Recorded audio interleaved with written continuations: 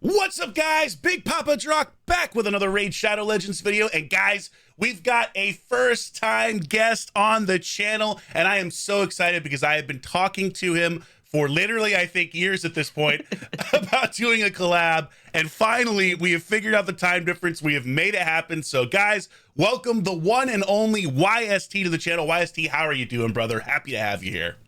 How's it going, Drock? I'm actually very excited to be here. I've been watching your channel since you basically started, and look at you, rising star in the award show and just about to hit 10,000 subs. Wink, wink. Let's get this man there. Oh my God! Look at this legend. Give it literally. He's hyping me up on my own channel, dude. Thank you so much. The rising star thing really shocked me. I was surprised by that because I totally didn't think Plarium would give me the award. But dude, you have been an absolute beast in the content creation scene for forever. So I'm so excited to finally get a chance to collab with you. And I have to give you props because you came up with an incredible idea. You were like, why don't we do a video on who we would empower, but specifically around epic nukers? And I was like, oh my God, what a fantastic idea. And then we got to thinking about it. We were like, wait a second.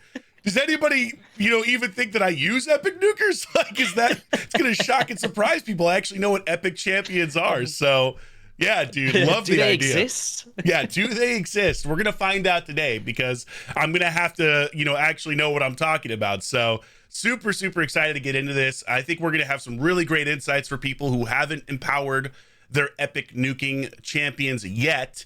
But you did point out something really important, YST, before anyone empowers anything. And I'm going to let you share that with the audience right now. Yeah, so I guess if we just head into the Guardian ring, I think it's always #1 priority to don't neglect your faction Guardians for the sake of getting a +2 on a top tier epic champion, right? So I'd always say keep an eye out for this, but also make sure that that champion is somebody you don't want to use in multiple areas. Like, I know we're speaking about nukers, but just generically, like, let's just say you want 2 Allures or 2 Vogos for like Bommel or something, or, there's so many case uses where multiple champions could be great, or even like Centranos, right? So I guess those 2 things are the ones I'd always consider before thinking about, let me get a +4 on this beastie champion. Yeah, and you're absolutely right. And the funny thing is, I made that mistake myself. And I was just telling you off air before we started recording that I had Nia is her name, I think. Yeah, I had Nia and I fed her, and then I didn't have a second Nia, and I have to use her for Hydra comp. So I was like, oh no, I've made a huge mistake. Yeah. And then thankfully they just ran a guaranteed, for Nia. So of course I pulled some shards, forgive me for doing it. But anyway, great advice, really important. So we're going to do this in 2 ways, guys. We're going to start with the first 8 factions on my channel today. And then we're going to do the ending of this on YST's channel with the last 7 factions. So that's how we're going to roll. And YST, since you're the guest, why don't you kick us off with the Bannerlords, my man?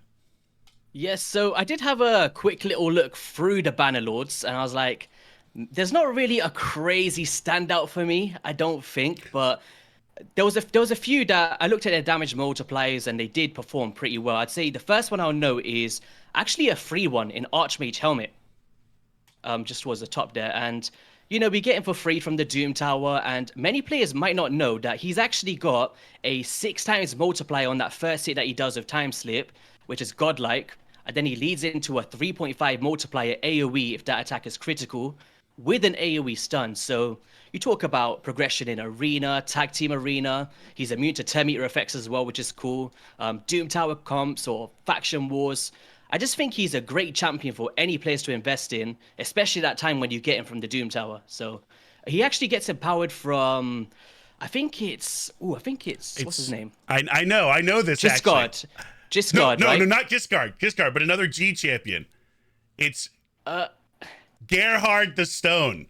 Oh, is it? I thought it was Giscard this whole time. Okay. Yeah, I only know this because I have fed many Gerhard the Stones to Archmage Helmet. I was going to say the exact same thing. I was like, I've sacrificed so many Giscards because I just get so many of them, and I regret it now, but maybe I need to look for those ones now, the Gerhards. Look for the Gerhards. Look for that. Yeah.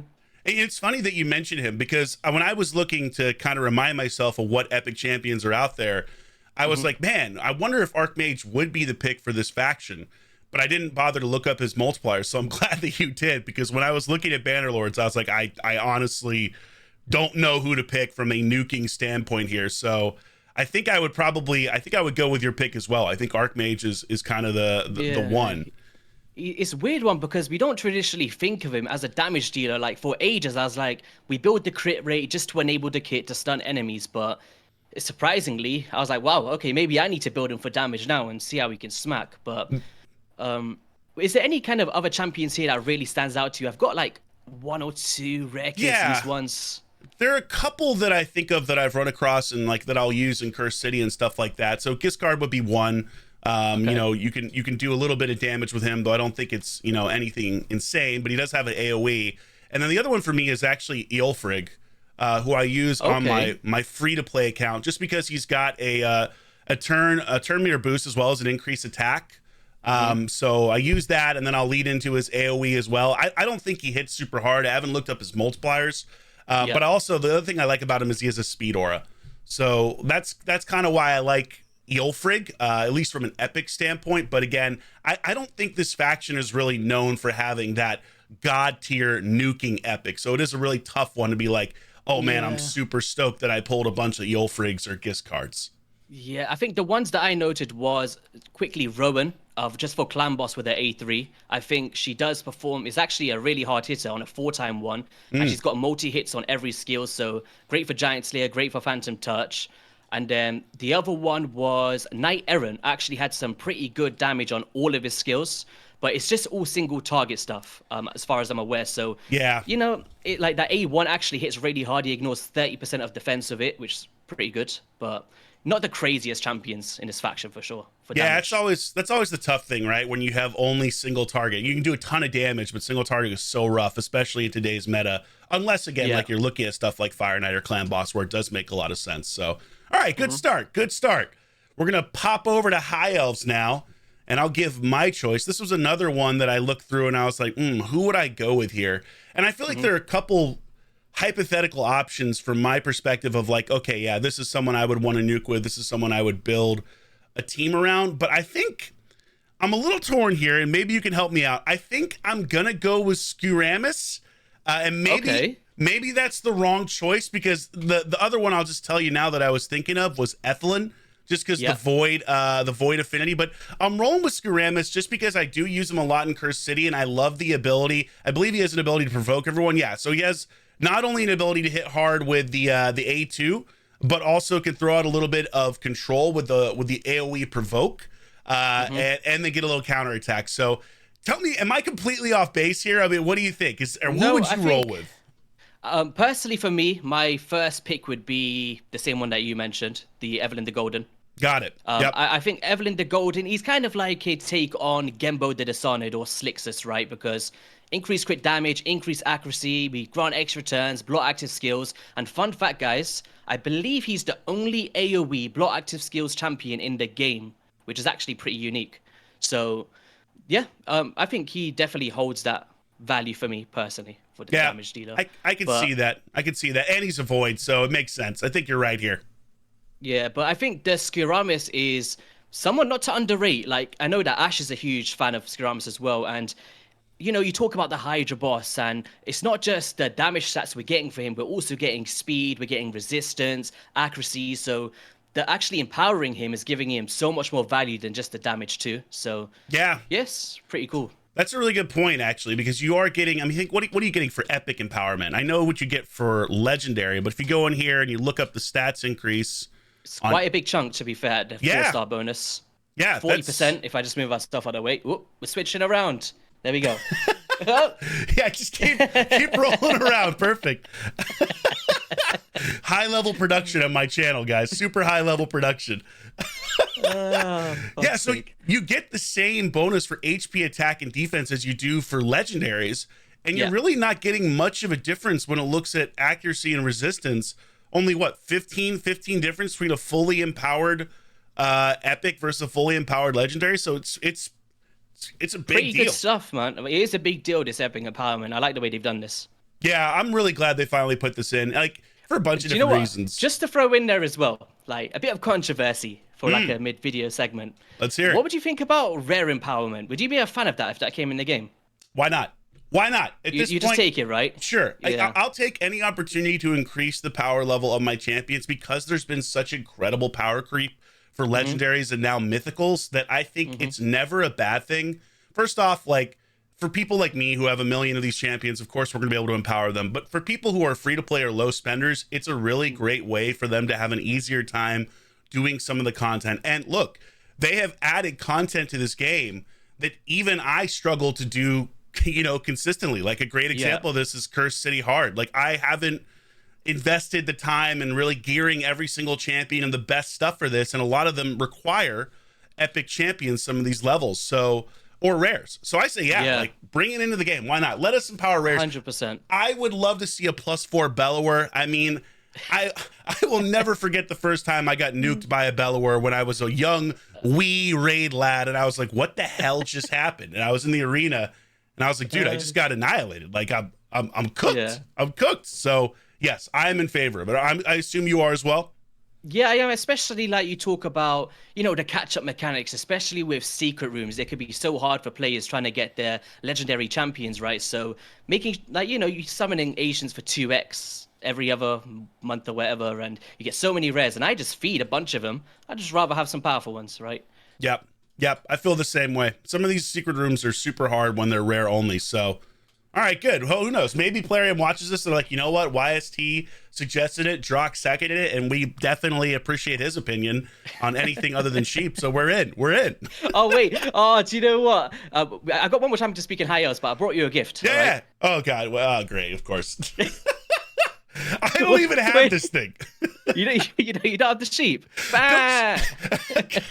they look, so they sent it to me, right? Do you know but what? It got returned, so I never even got it delivered. Any of this. You'd get even more annoyed because you can't see it because of the effect, but there's actually a Man's the Magnificent on this card as well. So it'll be like double whammy. Of course. All right. Two of my favorite things. So high elves, there was actually another champion. I was thinking maybe one would be Royal Guard in case players are struggling to reach 10% cap. You never know, right? It could be decent. He also has other damage around the board for like the Dark Fae, like the A3 is pretty nice. So I can see the rare case uses where Royal Guard could benefit from it. But once again, like if you need multiples, then keep one. But I'd say one OG classic that surprised me in terms of decent damage, mainly for Sintranos, isn't Tyrell. I love Tyrell. It wasn't Tyrell. I was guessing. It was actually Jingle Hunter. Oh my God, Jingle Hunter? Yeah, and do you know what it is? Do you know that A2, right? Yeah. I think it's a single target. Yeah. It smacks pretty hard, but also freezes all enemies if you kill a target, right? True. But let's just say you're getting all of these extra stats for him now, and it's going to be easier to kill those enemies.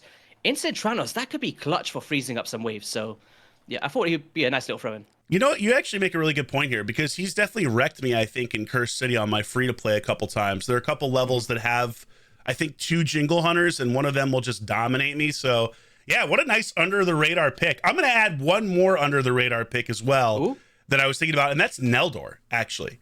Okay. Nice. Who is a newer champion. He hasn't been in the game super long, but I know he's great for Fire Knight Hard, I believe, because he does freezes. So this could be a champion where you get these quad hits, these triple hits on the Fire Knight. So it could be another person and he does have an AoE hit as well with decreased speed. So again, this guy is like built to dominate Fire Knight Hard. I haven't really used him in Arena much, but I do occasionally use him in content for Cursed City. So that would be the other one I would throw in there. But yeah, some actually surprisingly decent nukers or damage dealers in this faction. Not bad. I felt so bad for turning down Tyrell there. He was my... I remember, do you know, like 4 or 5 years ago when I first started the game, right? Yeah. Pulling Tyrell, I screamed like I pull a Siffy or something. Like, dude. He popped out from that sacred and I was flipping my chair and then... Oh man, he's just... I need him to get a buff or something. That 410 cooldown's not enough on that A2 at all. He's been power crept super hard, and it's funny because like I feel like you've played the game I think a little bit longer than me. I played for a little over 3 years now, and it's interesting like the champs you would pull back in the day. I had the same reaction when I pulled a miscreated monster. I was like, oh my God, I've done it. It's God loves me. So it's crazy now where like you pull No, a but we got a Tyrell. glimpse of it, right? When we did the free-to-play series, we all Oh, got a glimpse of that yeah, Epic coming out again yeah. and screaming and stuff. So Yes, yeah, that is one of the best things about free to play is you're excited when you pull a good epic champion in a way that you're not when you're spending. You pull an epic champion as a spender, you're like, woo, yeah, good, great stuff, great yeah. stuff. But all right, cool. Let's move on to the Sacred Order. I think this is you starting off. Yes. I believe so, yeah. So I think there's like two main standouts, and I'm sure you may agree, but I'd be interested if you change it. I'd say the first one is Nub Raids himself in Fenax. There he is, Mr. Nubby. But he's got that crazy you can't unsee it now, can you? I honestly have never thought it, but now I am never going to be able to unsee it. Wow, Nub is truly gorgeous in this game. Incredible. Yeah, look at him go. But you talk about the A1, right? That block revive. We love it. I've been wrecked by this in arena so many times. I've gone into your favorite area, the live one, and I didn't ban the +4 Fenax, right? Man, everyone was just dropping like flies. I was like, all right, next time I need to think a little bit more about this one. But overall, I think he's definitely worth empowering for sure. 100% agree with you. And this would be my pick as well, for sure. I mean, his A1, it's insane how hard hitting his A1 is as an epic champion, and the fact that it does block revive. So yeah, like he still has an AoE as well, which is great. But Yeah. that A1 is just scary, scary, scary. And now that you can empower him, like, yeah, he's without a doubt Especially in this the one I pick. Especially in this lockout meta, right? Like you get locked out, and if you just lock down to an A1, you don't really care with Fenax because he's coming through anyway. No, it doesn't matter. And the other thing too is in this meta, there are so many ally attackers now, right? It's not just Cardiel anymore. Now, you have Necro, of course, but you've also got Lady Mikage. If you're looking for epics, you've got, Farrakhan. You've got a lot of different ways to do ally attack. Morag as well. So you can take advantage of that and get that A1 cooking. So yeah, I think great pick. Great pick. That's my first choice as well. I have a pretty good idea who you pick second. I'll go ahead and just say it, and you tell me if I'm wrong. Okay. For me, it would be Inquisitor Shamail. Like that would be. Yeah, that was the one. Yeah. Yeah. And he's still so viable. First off, he's fantastic in Hydra.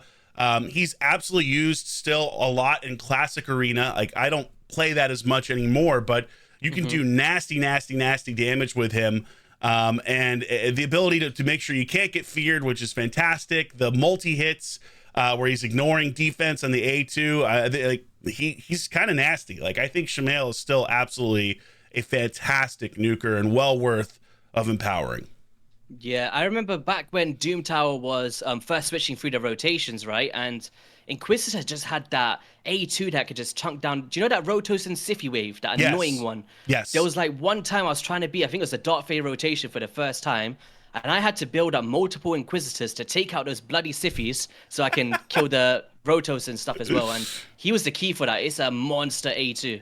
Yeah, his A2 is absolutely nuts. He does so much damage with it, and I hate that wave. That wave back in the day really drove me crazy. That and the Mortu Macabre wave, which was one of my least favorite things of all time, which has now made its way into Curse City, but an even worse version where you have the wrong affinity. So thank you, Plarium, for putting more Mortu Macabres in the game to drive me nuts. But I think that's, to me, those are the two that I would really invest in this faction. You can make a case for some of the others who do okay, but I feel like those guys are just head and shoulders above everybody else. They're way ahead of everyone else in this faction. Yeah, for sure. So I'm 100% on board with you. All right, Barbarians. Okay, this is me, and I got, man, I'm kind of torn here a little bit. I know there's the clear-cut choices. Everyone's going to say it. I'm going to say it because it is the clear-cut choice in my opinion. But But I have affinity for another one, which I'll let you maybe point out. But I think everybody, for the most part, and maybe you disagree with me, is kind of on the Alika train here. I feel like Alika is usually the one who gets most of the shine. She's got the cooldown ability on the AoE, so that's always massive. Again, benefits from accuracy, so empowering her, really, really, really good for that. She can hit really hard with that ability. And then also the A2, where she's ignoring defense, is just like, that thing hits like a freight train. So for me, this is the champion that I look at in this faction where anytime I pull one of her, I'm stoked. I'm like, awesome. I am definitely empowering her right away. I don't know. I just think she hits super hard. But what do you think? Yeah, I've seen. Do you know the first time I heard about this champion properly or seen her in action is we were doing one of the, I believe it was the Deadwood Jedi faction games, and Mm. Scratch had the barbarians, and he had a leaker. I mean, he set up all like arena defenses on the test server and stuff like that.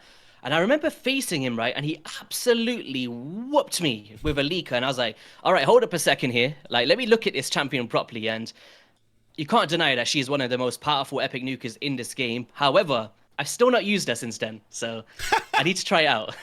I love it. That's great. Yeah. I've used her a couple times on my free to play. I still haven't like leveled her up all the way, but yeah, she definitely. I didn't realize I slept on her for sure until I saw other creators calling her out, and I was like, oh, she's actually really good. And that's always funny, Yeah. like when you run into an epic champion that you weren't expecting, that's way better than you realized. It's like, oh, Yeah. okay, maybe I do need to pay attention to epic champions, even though I've got every legendary. So Do you have every mythical yet? Have you got all of them? How no, many- dude, I wish, bro. You know? I have most of them, but the one that I really need is the one I don't have, and that is, of course, Galathir. And Yeah. for live arena, that Armand's Galathir combo is just super, super tough to deal with. Like he is a different level. So yeah, that's like the one that I most need for high level arena, and of course I don't have. So I've we make it literally work, got though. one. I've got one mythical, and I got the rooster chicken. Oh no, dude. Oh no, bro. That's rough. Do you know what? Weirdly, right? He's actually made it into my main Nightmare Hydra team. Really? He speed farms the heck out of the, what's it called? The Iron Twins Fortress, 25 seconds, which is pretty strong. Okay, that's nice. So he's done some stuff for me. So it's like, it's a pretty decent one. Okay. I have him. I've built him. I haven't really used him much. I wanted to do a showcase video on him, so now I think you're motivating me to actually do what I'm supposed to do and create content. So thank you, YST. Yeah, he's a good one. He's a cool one. Awesome. So the other one that I wanted to highlight here, was there anyone else that popped out to you? Yeah, I think one that really screams to me is Hoskerul. Yes, we are alike. Yes, I completely agree. Why do you feel Oscar as well? It's just, I'm a huge sucker for defense nukers. You talk about Harimas, you name it, in the game. It's just, you're adding tankiness, but you're also adding damage, and that's just two birds in one stone, right? But also immune to stun debuffs, he places stuns himself, so you're also getting the accuracy value out of him from empowering him as well. So, increase defense, there's so much stuff in here to like, so. Yeah, 100% Hoskerul. 100% agree with you. I actually use him all the time in Curse City. I think Hoskerol is a champion that is really underrated, isn't talked about a lot, and I love this A2. The ability to stun and decrease turn meters is huge. Like we've seen that obviously with Armand's. Of course, he's stealing the turn meter, but yeah, for an epic, I think Hoskerol is super underrated and not only does great damage, but has really, really important control elements. So yeah, I'm 100%. That's exactly who I was thinking. I'm really happy to hear you say that. Yeah, Sick. I think I had like two little honorable mentions. We won't go crazy into them. Ooh, but okay, let me hear it. I'd say I'm a secret fan, and probably so many people in the comments will be like, "YST, what are you doing, bro?" Valor. I really like Valor. The prime chick. Yeah. Oh. Like she's not crazy good, but she can smack with her A2 because she removes all shields from enemies, which is nice, then attacks them all, and has a chance of placing decreased defense. She does her own protection as well with her A3, and then some decent damage on the A1 and stuff. But I don't think she's trash whatsoever. Like she's still she's one of my primary nukers for my faction wars, and I've actually been trying to empower her so I can speed it up because it's one of the factions I slack in the most, pretty much. So yeah, pretty good one. Her kit actually looks. I actually have never used her. I have her, but I've never used her. Her kit actually looks pretty good. I think, just reading the kit, I could see why you would be into this. Nice. Yeah, it's pretty nice one. I'd say the last one was Sawai, the Void epic. Yes. I guess mainly for the godlike abilities in the clan boss. I think she hits it super hard with that A3, the reactions one, and just overall she brings in fundamentals for clan boss. And if you can empower her to deal more damage, it can get you closer to your wonky if you maybe using budget unkillable or something, right? Which is so huge too when you're trying to find good nukers. Is for a clan boss, that's so important to progression. And certainly I realized that when I did the free to play challenge, because where else are you getting shards? You know what I mean? Like Doom Tower is the other best opportunity to get good shards, but realistically, it's Ultra Nightmare clan boss, and that takes a really specific team with a good nuker. So yeah, I totally can see that. I also haven't used her, so nice to hear like these other options. And again, people I could build for Cursed City, because that's always, when I think about epics now, that's the number one thing that pops up. Like, I've got to find a way to get through some of these stages. But yeah, I think that kind of covers it. I think covered it. Yeah, most of them there. So on to Ogren Tribes. This is you. What you got, YST? I'm excited for this one. It's the one, the only Sea Choke. Unleash the Beast. Oh, baby. At the top there. Yeah, where is he? I was like, I know his affinity. Look at the size of this guy, man. My God, it's like they made me in the game. This is, you've got Nub Raids is Fenax, and this is me. Take off your mask, Sea Choke. Let's see the Drock behind it. Okay. But no, Sea Choke is an absolute monster. I don't know why hardly anybody speaks about this guy. He does his own increased attack, AoE decreased defense. He smacks, does increased crit rate, increased crit damage, decreased speed, turn meter manipulation, crit rate in Doom Tower battles, you name it. This guy is a must build for any players out there that enjoy a cool champion. And I've got him 6-star blessings and +3 at the moment. I'm nearly there. Nice. To unleash it. Yeah. He's definitely an underrated champ as well. Like, people who know, but he definitely, I think, doesn't get as much shine as he deserves. And I feel like he would be my pick for this faction as well. There's one other champion that I really like in this faction that I definitely know doesn't get a lot of shine, but Sea Choke, I think, is the best nuker. I'm going to have to agree with you here. I think you're 100% right. Yeah. Did you have any second ones? I'm actually interested if you had someone else in mind. Yeah, so there is one that I actually really like here that definitely doesn't get his due, and that's actually Shatterbones. Okay. And the biggest reason why I like Shatterbones, like, no, he's not the absolute best damage dealer, but this A2 is so incredible at controlling enemies' ability to take turns. Like, first off, it does good damage. And secondly, when you're decreasing turn meter, you have a 75% chance when booked. I just love this A2. And like, you'll run into Shatterbones in wave content when you're playing PvE, and he's such an annoying champion because in addition to having this 3-hitting AoE, nuke, he's also got decreased speed and a turn meter fill. So I really like this champion. The biggest thing that holds him back, I think, is just the cooldowns. These are really old school cooldowns where it's like a 5-turn cooldown here and a 4-turn cooldown here when fully booked. So that's, I think, the hardest part of using him. But I can't lie. I really love his A2. I think his A2 is a lot better than people realize. Yeah, I think when we was first going through the Dragon all those years ago, and Shatterbones, I believe, is on one of the waves, right? And he just like crushes you, boom, boom, boom, boom, boom, boom, and it's like you get wrecked. But I've not really built him before, so I might try him out actually. It'll be a fun one. Yeah, I built him and I use him actually pretty consistently, so I think he's a little underrated. But I gotta agree with you. Siege Hulk, to me, without a doubt, head and shoulders the best in the faction at this point. There's someone else though. He's here, and you're hiding him. Can you see him? I have an idea. Here, I'll move to the left. There you go. There he is, Skrank himself. Yep. Skrank is an absolute... Oh my gosh. Do you know what? When we did the... I know I'm keep speaking about my experiences with these champs, but this one holds a lot to me because in the Hydra Clash, I actually did a team... I actually picked Walking Tomb Dreng when we was drafting champions as my burner, right? Mm-hmm. And then Saf was like, yo, you get one switch. Why don't you try Skrank out here? I was like, he's an epic. Am I really going to put him in over a legendary? But my gosh, like, if you read that passive very briefly, increases this champion's attack and his crit damage by 5% every time a burn triggers on an enemy, up to 25%, right? But because we're getting 40% attack to his build, you're just going to be able to ramp up more stats with this passive. So you're just going to get so much extra damage in the Hydra or wherever you want to use him. He's actually in one of my main Hydra teams till this day. I think my is he actually? Yeah. He's got the AoE burn and fills his champion's turn meter. He does his own increased attacks as well on the A2 with his own heals. And he applies a weaken. Like, talk about... he's a whopper of a champion. Yeah, highly recommend. I think you're absolutely right. I have him built as well and definitely use him pretty frequently in Cursed City.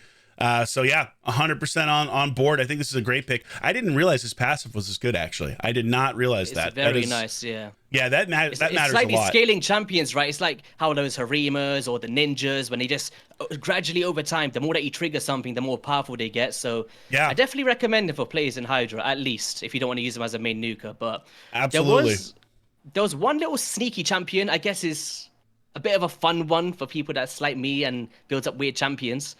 It's actually Galka. The Oh, I've never used this dude. So tell me about him. Yeah, so I guess like one thing is he's got bombs, which obviously we're talking about traditional damage dealers, but I would argue that bombs is still a traditional form of damage. And if you are ramping up the attack percent stats, that's exactly what we're looking for those bomb debuffs. But also on this brutal battering, right, it's one of the hardest hitting epic skills in the game. However, it does reduce per attack that he does. So let's just say you go into the spider, right, and you hit one enemy. That first hit will be like, wow, you whacked him.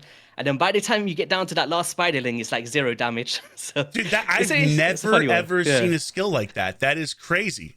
It's one of a That's- kind. It's very cool, but it's kind of like you can only bank on that first hit. The rest doesn't do crazy stuff because it drops down significantly, but it's a fun one. I like him. That's really interesting. Okay, I've never built this guy. Maybe I'll have to do it. I knew he did the bomb stuff, but I'd never read this part of his kit. Did not know Yeah, that. it's unique, right? I'd like to see another champion do that, but maybe without the reducing of damage or something. I don't know. Yeah, We'll see. that's super interesting, especially for boss fights, because then all the hits are gonna hit the boss. So all right, nice. I Yeah. like it. Some good ones here, some quality ones. We are on to Lizardman. Is this me? Am I Lizardman? I think it's you this time, yeah. Great, and the choice is Lazarius. No, clearly not an epic nuker, though I wish he was. Now, so this is interesting because I was looking at this before we started recording, before the video, as I was sitting on the toilet. Actually, to be completely honest, I was like, perfect. who are my choices here? And the one guy that I would choose is, funny enough, the guy I don't have, and he's the new new Slixus guy. So I could be super off base here because I haven't pulled him. I've saved his fragments specifically to pull for mod, so I'm still super far off from mod, and it's really hard to get fragments to pull for this champion, so I've saved his fragments for mod. So I'm curious if you pulled him, but when I was looking at his kit of the epics in here, I think there are a couple hypothetically that could work. But his kit was the one that most stood out to me. I was like, all right, he's a void champ, so no affinity issues there. And the fact that he has like this increased crit rate and increased crit damage on the AoE, but then his passive was what really had me interested because, again, you're talking about ramping. He's increasing his crit damage every time he kills somebody. And also, he gets an ability to potentially ignore defense. So for me, when I was reading his kit, I was like, all right, I could see this guy being really good. He's also ignoring shield, increased defense, strengthens, like kind of a mini baby Georgian in some ways. Not quite as good because he's not ignoring ally protect and stuff like that. But yeah, I felt like maybe this guy could be the one. But am I crazy? Is there one you think is better? No, I don't think you're crazy. I think Slixus is definitely the best damage dealer from this faction, and I actually did a video with Nubs a couple weeks ago when the fusion came out or something. But basically, the one he's very similar damage to like a Gembo, but the thing that Gembo does a lot better than him is he does the increased crit rate, increased crit damage, but the extra turn, which is why Gembo is held. And then he also ignores Unkillable for like Leorius and those Skull Crowns, so he's got a niche pick against champions. I think the synergy issue with Slixus is he doesn't have an extra turn on this A3. Yep. But you have to kill somebody with the Blades of Fidelity with the A2, sorry, to actually enable the ignore defense effect of the passive, right? So it's a bit of a I don't know, it's a quirky one because technically if you build him with 70% crit rate because he increases his own crit rate and you want to open up with that A2 to kill an enemy, you might not crit. So it's a bit of a weird one, but he is a very hard-hitting, strong champion for players. I see what you're talking about here. His kit doesn't really make sense because realistically you would want his increased crit rate to be on this. Yes. You know what I mean? Yeah. Where like you hit somebody, you get the kill on the A2, and now you you've the defense triggered... on the AoE. Yeah, that's a really good point. Oh, that's so... Why did they build him like that? What a weird choice. It was the only thing that I could like fault him for was that. But once again, he does increase his crit damage over time up to 30%, which is nice. So definitely one to watch out for, I guess. Yeah, interesting. So, okay, so we still think he's the best. And Yes. funny enough, it's so interesting when you look through these factions, like you really don't have a ton of epic champions in a couple of these factions. Like you look at Sacred Order and you've got, what is this? 3, 6, 8, is this So many, man. 8, 24 here, but you look at Lizard, man, you've got what? You've got 14, I think. What a difference. I don't think I ever realized this. Yeah, so you have a lot less to pick from. So is there anyone else you think that stands out in Lizardman as a good nuker? Like, yeah, I'd say the combination of attacks from Delaja, I think, is really nice. Interesting. Yeah, she's a very unique champion because she's all about the Lizardman, right? So has a chance of counterattacking whenever an ally Lizardman except herself is attacked. So I don't know if you're using Krisks or, I don't know, some tanky champions that you may have pulled, like Barsatha, Razin, Scarhides, Pythions, you name it. She's just a nuisance to deal with in arena progression because she just goes through and counterattacks, and decreased attack AoEs, and, you know, she's a fun one. But she doesn't hit incredibly hard, but I like her. That's interesting. So I haven't actually built her. I remember she was, I think, a fusion or a fragment. Fusion epic, yeah. Yeah, she was someone to get the fusion, so I never ended up building her.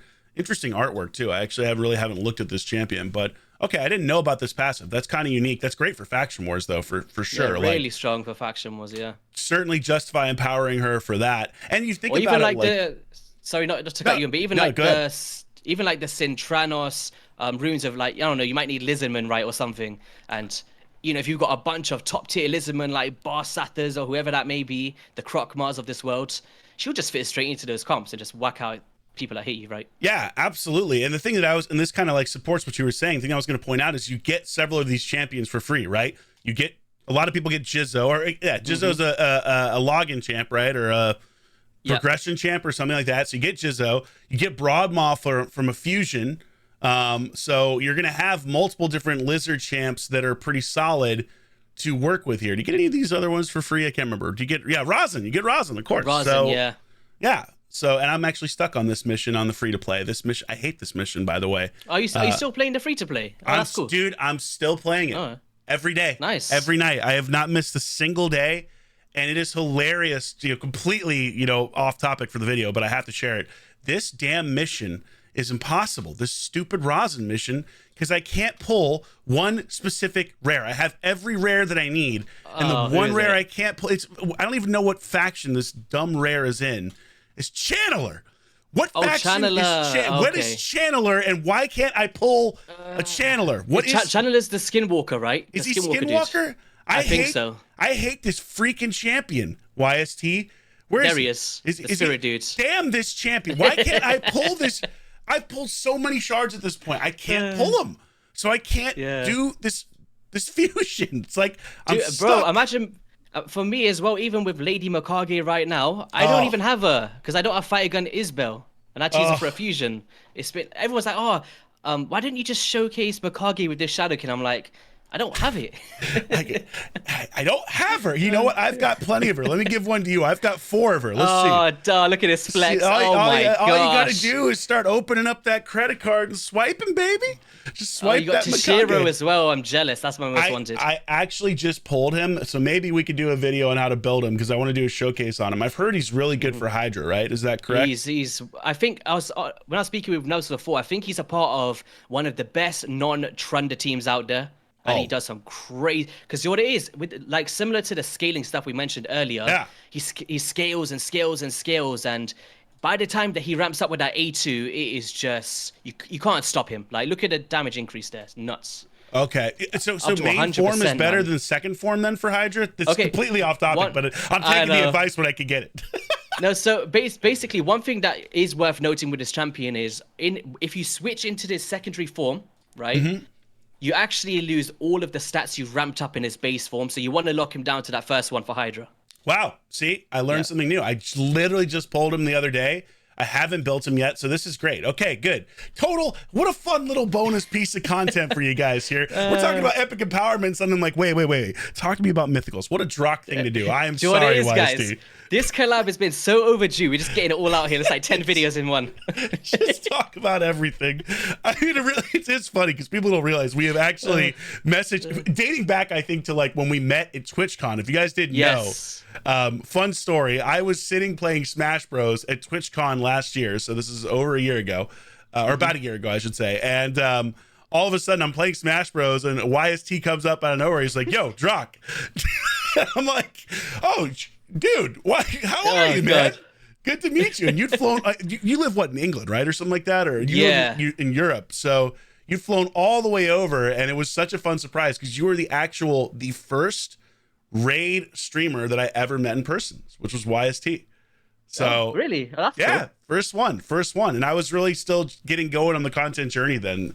So thanks for welcoming me and coming over to America to say hello. No, it was crazy because I was actually sitting there watching the game for ages, but I didn't see you. Well, I seen you, but you had your big blue hair and your lab coat on and stuff. Yeah. And I was like, I didn't really pay much attention. I just thought, cosplay, it's TwitchCon, do what we do. But damn, when I was walking away, I think there was like a PC booth or something, and I just turned around to, obviously, you got blue hair. I was like, wait a second, that's Drock. I'm like, what's up, man? That's awesome. I was dressed up as Rick Sanchez. That's why I had blue hair. So I had the wig on. I thought it was something to do with Dragon Ball Z. Oh, forgive me. Okay, that's actually good. I do dress up and do Vegeta, so that makes sense too. I've got a Vegeta outfit, but I need the blue hair wig for that. I've only got it for Rick Sanchez. So that's awesome that actually stood out and you turned around and saw, and like, how can you miss me? I'm a big boy. So that's Well, great, he was dude. sitting down, to be fair. I wouldn't have known. Until he stood up, I was like, damn, this guy's big. Yeah, it's like, whoa, Big Papa. I understand now. I get it. Yeah, that was so much fun. I hope you come back to TwitchCon this year, by the way, because I think I'm going. So this is me pressuring YST, even though it's in America and he's most likely probably not going to go to the one here. I'm just going to throw it out there. Maybe AMG pays for you to come over. I don't know. Maybe somebody gets you here. Just saying. All right. I've driven this far enough off topic at this point. This is great. We are on to Skinwalkers. This is you, my man. Who have you got in Skinwalkers? Ooh. Okay. Do you know what? This one might surprise some people. Varigran Sunburst. Dude, I'm actually shocked. I'm shocked.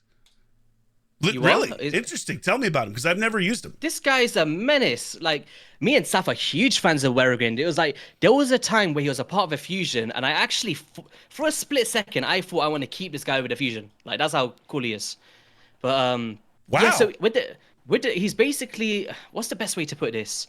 Brackus the Shifter, but in the epic. That's the best way to put it. Oh, okay. Okay. Yeah. So a Terror Assault attacks one enemy 3 times, which is ideal for like countering Roto's passive, right, or something. And he ignores shield buffs. Will then place a True Fear on all enemies for 1 turn if this attack kills an enemy, and it does have good multipliers. And then he'll place an unkillable on himself, so a form of protection, right? But why this is really interesting is, if we go into that A3, let's just say you've killed that enemy, you've opened it up, and now you're protected. And I don't know, they've tried to nuke him, and now he's on like 1 HP, right? You'll then swap the HP with someone like their Reviver or their Duchess, grant an extra turn, lead him with the A1, and kill them. It's a perfect 1, 2, 3 combination of skills that I think is really fun in this game. This is always an underrated ability, right? Like swapping HP is actually way stronger than people realize, especially when you have such tanky champs like Taurus or anything else in the game. Like Astrolith is a great example of this, because you see it in her kit, and people will own you with her HP swap. So I didn't realize he did this. This is actually really good. And have a look at that passive as well. So it deals 30% more damage to targets whose HP is lower than this current HP as well. So there's just so much stuff to like about this dude, personally, I think. Like, look at his reviews. There's only a few in the game, which is actually crazy to me. 114. Wow, he's reviewed so poor. So this is the interesting thing about reviews, because it doesn't necessarily tell the full story, right? Like, there are some champions that I feel like get really bad reviews that are actually very viable, and some that I think are a little overrated. So this is interesting, because you look at his kit, and I do feel like there's a lot more than people realize here, certainly than I realized. This you know what? alone. I'm actually, while you actually talk about this guy, I'm just gonna pull up I'm just gonna see what his multipliers are on that A2, because it is very important. Let's see. I really wish they would put this on here so I could just like it should just say right here 6.0 multiplier so I know exactly what he does. Oh, so he's actually got. Oh, this is very interesting, actually, guys. Here we go. So we've got a 2 multiplier times 3, but it actually comes out as godlike and sits at 106 in arena. That is powerful. That's a powerful skill for single target. Yeah. That's with the way crowd control better as well. That's way better. Yeah, and crowd control is so underrated, especially when you're using epics. Because realistically, if you're using epics for arena and stuff like that, you're not gonna see 6-star polymorph. You know, you're not worried about that. You're playing the game when it came out. You're playing the same way. So the ignore shield also really, really, really good, especially for an epic. So this, I see why you like this dude reading his kit now. Yeah, he's really nice. Okay, that's such a I'm blown away because I thought for sure. Because I'll tell you who I was gonna go with. I thought for sure I was like, he's definitely gonna pick somebody like a Kempton, right? It was on the list as like a backup option. Yeah. Okay. But reading his kit, I'm like having a massive single target is never a bad thing, especially with how tanky champs are.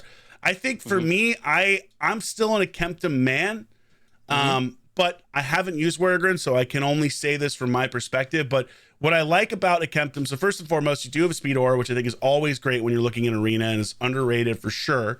But for me, it's like, it's this triple hitter right here? Yeah, the triple hitter ability here, where you're throwing out Hex, and you're getting 3 hits, and Hex, of course, increasing your damage. So this is like his calling card, and the fact that it's only on a 3-turn cooldown, I think is really nice. I don't think he's like an elite damage dealer in terms of damage output, you know, on this, like, you know, what's his multipliers compared to some other champions, but the fact that he's throwing out poisons as well is one of those big things. And also, yes, debuff spread. So hypothetically, you're throwing poisons all over the place with the A1. So this is why I kind of lean towards him, for me at least. I don't remember his passive. Look at this. Chance of inflicting damage. So this is like a great PvE champ for sure.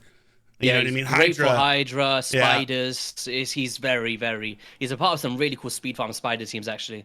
Yeah. I think that, you know, it's funny when you talk about Nukers. I like looking at his kit and really reading it more closely. The hardest thing for him, without a doubt, in arena is stuff like Stone Skin. Stone Skin and block buffs, like, because you're these poisons... How do you get these on the champions? You know what I mean? How do you get this stuff on the champions? But I still love them. I do use them. I like my Kempton. Now, you got me thinking about Wergren, though. I'm not going to lie. You got me feeling a different way. He's a fun one. I'm actually interested. If anyone out there has got like a 6-star Ascension, kitted out Wergren, let us know. How powerful does this guy nuke? Because, I don't know, it's like, for me, sometimes you get, not bored, but... you know, using the top meta champions all the time, and I just like to just throw in Classic Arena mainly, like a little fun one here and there, keep stuff fresh. And I've been playing with Wergren, man. He's shocked me. He's really cool. All right, I'm really curious. So please, guys, if you have him and you use him, let us know in the comments down below, because I'm curious what other people think. Anybody else here that you feel like stands out? I wouldn't say stands out in terms of damage, similar to how you mentioned with the Kempton. Maybe just adding more raw damage to Feign for Clan Boss for players trying to get more damage. I think is worth noting. All that extra attack, the speed, the crit rate, the crit damage. Some of the speeds for speed tunes is very, very high. So she actually benefits from all the blessings, or sorry, the empowerment. Yeah, you make a really, really, really good point. I mean, OG hero, but still very viable, especially for people who are low spenders or free to play. And again, in a mode where you have to do well in Clan Boss. So totally co-sign this. You know who's a champion I haven't really used that I want to is Frenzy. I don't like it. People keep telling me, right? Yeah. I usually love these unconventional picks and stuff, and for some reason, I just don't. For a Void Epic, do you know what it is? It's not because he's epic. It's because he's Void Epic. And AoE provoke is nice. Increased defense on himself. Burn at random. Fills the champion's turn meter. Hold on now. I think he's a she. I think she has breasts. Oh, everyone gets me with this crap, Drock. Do you know what? Shall I tell you the worst? Do you know what? Do you know? Ash keeps on getting me with Steel Skull, right? I always say she, and then he's literally got the nip. He literally got the nips out. He's like, literally has pierced nipples, and why is he's like she Steel Skull? Clearly, he's just letting it all hang out there, pierced nipples and everything. Man. Yeah. I can't even. This is too good, dude. incredible. You got to hand it to the designers in Raid. Really trying to switch things up. Hey, it's 2024. Who knows? Who knows? Steel Skull could be whatever. I wish I was. Steel Skull I wish I was a professional in these skinwalkers, man. My God. So this is interesting because I haven't built this champion, but I have heard that she is good. So it's interesting to hear that you're like, I'm just not on board with him slash her. Tears, man. So after reading the kit, like increases this champion's defense is nice. A1 detonate. Do you know what? Okay, I take that back. Actually, I think this is a very powerful option for Amius. Interesting. Okay. A1 detonations of burns. Champions that shall not be named, such as Ninja out there, is actually, the triple hit is nice. The instant activation A1 is nice. Increased defense on herself. Okay, Amius. I could see me using her for Amius. I think if you've got some of the other burners, such as the Skranks and stuff, I can't see a world where I would use her over them. But once again, if you do need provokes, but we're talking about damage dealers, I can't see it for damage now. Yeah, that's actually a really good point. You make a very, very, very valid point. Like, she has an interesting kit, but she's not nuking like some of the other champions would. So that's actually really viable. That I see where you're coming from. So for nukers, yes. For just general empowerment, just as a champion, sure. It's pretty decent. Yeah, but I was thinking for damage, I can't see the crazy damage outside of the burn activations personally. Yep. Yeah. I like it. Well, there you go. I'm definitely submitting this for best raid collaboration of the year next year. So we're coming home with. Did you get your trophy, by the way? Did you get it? I did. I got my trophy. So this one ended up getting... Here we go. We can share it together now. Look at that. That's the we did it. We did it, man. A huge achievement here. I will say this is actually super sick. I'm not gonna lie. It does look really cool. I can't lie. So do you know what? People were telling me, is it resin and stuff? I was like, it's actually solid glass, and you can actually see the shard is actually in there. It's not like... Wait, if I crack this bad boy open, what is it? I thought it was resin. This is glass? Is it? Because one of my friends was telling me when he came to my house, like, it's resin. I was like, oh no, maybe I just don't know what resin is properly. I thought it was like a different texture. He doesn't know that Frenzy is a woman. He doesn't know that sacred shards are made out of resin. Do I even deserve this award? Sending it back, man. Send it back. Listen, we're gonna get another one next year when we submit this collab because no one's topping this. No one's topping Steel Skull's nipples. So there's no beating this. Every other content creator just accept your fate. Oh my God. All right. Our last faction of this video. And again, don't forget, guys. First off, I never said this at the beginning of the video. I totally should have. Obviously, if you haven't already followed YST, make sure to follow him, give him a sub, all that stuff. There's a reason he's one of the bigger raid content creators around, because he knows what he's talking about, and obviously extremely knowledgeable about all this stuff. So, Steel Skull's nipples, nobody knows better than YST. I thought you were going to say generally knowledgeable about Steel Skull's nipples. So make sure this is the best collab I've ever done. This is great. Your shorts feed can be filled with just this collab, I'm telling you. 100%. I'm going to have someone edit this one. This is great. But make sure to throw him some love. But keep in mind, the second half of this is going to be on his channel where we cover the rest of these factions. But for this video, the last faction is Orcs. Is this you or is this me? Who is this? Honestly, at this point, I have no clue, Drock. No, this is me because you did Werger. This is me. So I finished with Orcs. Okay, we got there. We did it. Oh, man, this is... Okay, well, to me, there's like one clear-cut choice here that everybody uses all the time. And like, for me, it's got to be Seer. Nobody can do the kind of nukes that she can do from an epic standpoint, or very few champions can. Obviously, it requires a lot of setup. Like, the thing that makes me not say Seer from a nuker perspective is, again, massive setup, requires champions around her to work. You can use her in arena, and I've actually been killed by her before in arena, but I feel like from a pure, pure nuker perspective, she might not be the choice. But if you're just looking at, I want to do insane damage, this is the champ to do it with, for sure. And we all know, like, she clears waves like nobody else. She blasts through everything. It's just that you have to have other champs throwing out buffs. Otherwise, you're not doing much with her at all. So so my pick is Seer. Who do you think? I agree with the Seer. I guess at the same time, it's an interesting one because I was actually speaking about it the other day, and if let's just say you got speed farm strategies for like the dragon or whatever that may be, and you actually want her to die at the final phase because you're trying to, like, I don't know, break your record for your times, right? Yeah. She is getting a ton of HP and defense and stuff if you empower her, and it could maybe slow down your runs. Even though you're doing more damage, if you don't care about a damage against the actual boss, I could see a world where it might not be ideal, primarily for dungeons. However, for stuff like everywhere else, you're saying Arena, Doom Tower, you want to just nuke down those enemies, no questions asked, then yes, I would probably put her as top for sure. That's a really good point. I'm glad you pointed that out because there are some times where you do need people to die and empowerment hurts you there. And another great example of this is like I run a team in Doom Tower for Dark Fae. Well, it's not Dark Fae isn't up, but the team includes Herndig, and I need Herndig to kill himself in order to make sure that he doesn't like screw up my entire run. And empowerment can hurt that sometimes because although he gets increased damage, he definitely also gets way tankier. Do you know when you do your video on the rooster, right? Or the chicken? Yeah. Please, in that video, try him in Dark Fate. I promise you're gonna love it. He's in my main team now. Oh man, well I'd have to wait 3 months then. I'd have to wait 3 months. All right. We just did. Just hype it up for 3 months and we get 100,000 views. There you go. Yeah, I get 100,000 views on a raid video, then I'm quitting my main job. There's no way. I mean, that would be incredible. That's never happened or anything close to it, but maybe one day. Maybe after this collab goes viral, he's guaranteed 100,000 views for both of us, my man. This is too good. All right, hold on. Back. Okay, so Seer is my role. Who are you rolling with here beyond Seer? Zargala. Yep. I think Zargala takes the crown. OG champion, classic, someone that's carried all of our accounts at some point, and that AoE free time here to decrease defense and that crack armor to just it really reminds me of Harima. Yeah. Very just, you know, you're using the skill. If you kill the enemy, you kind of instant activate again and just cycle. It's really cool, man.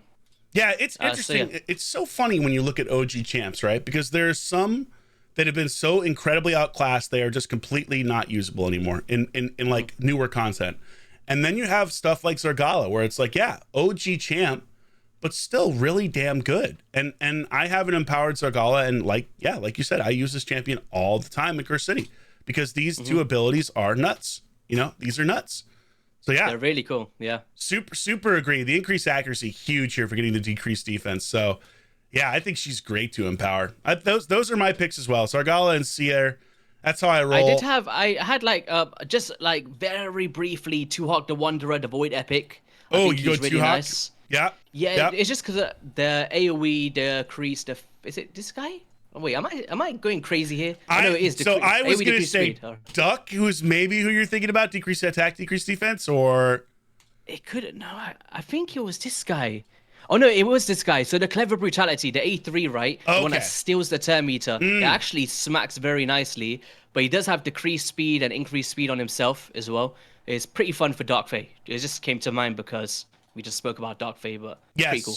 I actually have used a lot of Tuhawk, funny enough. When my account was first coming out, Tuhawk was one of the first champions that I pulled. I used them all the time. So I do still think, yeah, I agree with this. I think he's still super viable. I was going to throw in there as an honorable mention Duck, because Duck carried me hard through this recent free-to-play competition. This A2 is just awesome. Awesome A2. I'm going to ask you a question, right? Let me hear it. If you started the free-to-play series once again, yes, Raid comes up to you, banging on your door like, Big Papa Drock. Listen, we're going to give you one of these champions. You got Stag Knight, and then you got Dr. Pierce. Who you choosing? Damn, that's really tough, man. That's so tough. They're both it's a hard one, right? Yeah, it's so hard because I want the decreased speed on the A1 that Stag Knight brings, right? Like I want that decreased speed, but then I think the provokes. Yeah, like that's the thing. I want the provokes too. Like, you know what I mean? This ability is so clutch in arena. The arena person in me is picking Duck, I think. You know, even though you have the issue where you might not get a decreased attack and decreased defense. Like he's definitely harder to build because like one of the things I'd love to do for Hydra, I'd love to build him with super high resist so he can mischief tank, but you also have to build max crit rate to make sure you get decreased attack and decreased defense. That's the thing. It is conditional for that, right? You need to build him for damage. Yeah, it's conditional. So he's really tough. He's a no-brainer then to empower because, as you mentioned, like you need crit rate to enable his kit anyway. So why not just add the foundations to make it easier to build? Yeah, For he sure. benefits from empowerment massively because he's such a stat hog. Like you need crit rate, you need hypothetically if you're doing Hydra, you need resist because he's buffing himself. He's going to be a mischief target. You know, you want more damage. So yeah, he's great for empowerment. That's a tough question, man. They're both so good. I So I'm still thinking about Steel Skull, man. It's just let's go back. You know, there's been no better way to end the video. Take another look at this. it's just in the back of my head, man. Where am I? Skinwalkers. Oh baby, where is he? Oh Lord, she's looking. He's looking good. Oh my god, man. God help That's me. funny. Wow, what an incredible collab. You know, worth the year wait for this.